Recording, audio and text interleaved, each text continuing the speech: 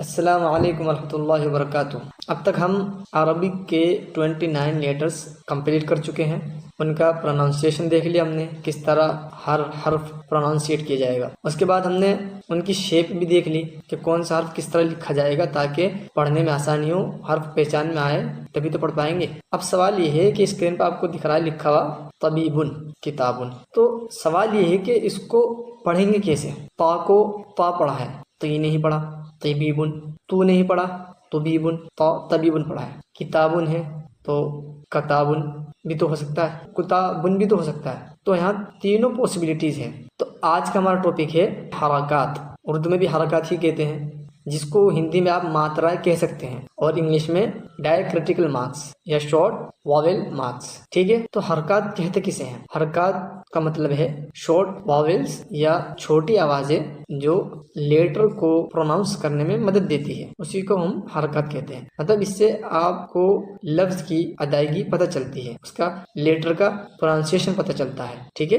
سمجھ آ گئی حرکات کسے کہتے ہیں؟ تو کامنٹ میں لکھ کر بتائیں کہ حرکات کسے کہتے ہیں۔ تو بیسیکلی عربی میں 3 طرح کی مارکس ہوتی ہیں، 3 طرح کی حرکات ہوتی ہیں۔ پہلی فتحہ، دوسری کسرہ، تیسری ضمہ۔ چلیے اب 1 بائی 1 ہر حرکت کو سمجھتے ہیں۔ تو پہلی حرکت ہے ہمارے پاس فتحہ۔ فتحہ یہ بیسیکلی لیٹر حرف کے اوپر لگتی ہے اور اس کی آواز تھوڑی سرفیس پہ ہوتی ہے، مطلب سیدھی چلتی ہے اس طرح، یا آپ کہہ سکتے ہیں کہ اس کے اندر کی آواز پیدا ہو جاتی ہے۔ جیسے با کے اوپر اگر یہ حرکت آپ لگاتے ہیں تو با بن جائے گا ب، ت، ث، ج، ح، خ، اس طرح۔ تو سب میں آخر میں کی آواز آ رہی ہے۔ اس کی ایک مثال لے لیں، درس، درس، دال کے اوپر بھی فتحہ ہے، را کے اوپر بھی فتحہ ہے، سین کے اوپر بھی فتحہ ہے، درس، ٹھیک ہے؟ اسکرین پر آپ دیکھ رہے ہیں 29 لیٹرز پر فتحہ لگا ہوا ہے۔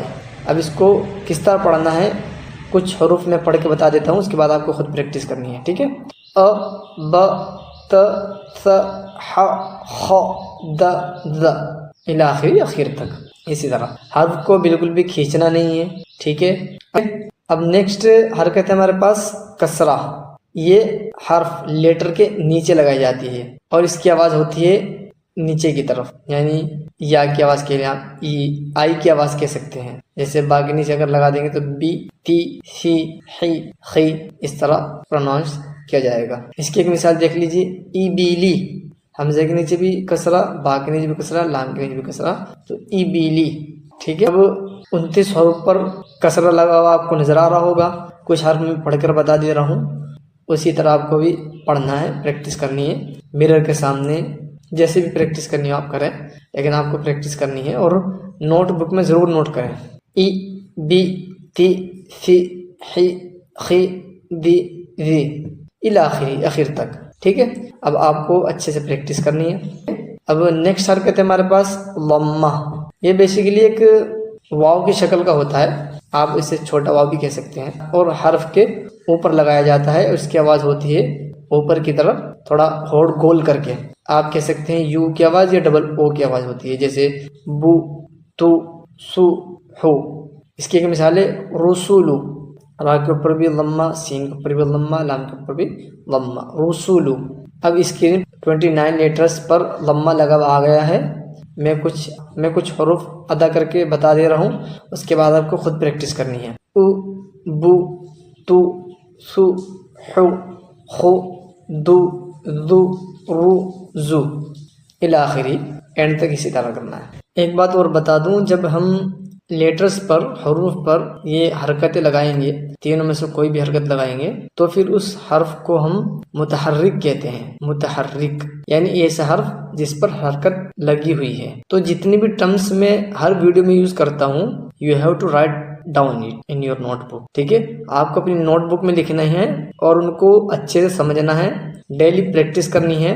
اگر آپ عربک جرنی کے ساتھ پیشنیٹ ہیں تو، نہیں سیکھنا چاہتے تو اپون یو، اپنے سمجھنے کے اعتبار سے، لیکن نوٹ بنانی ہے۔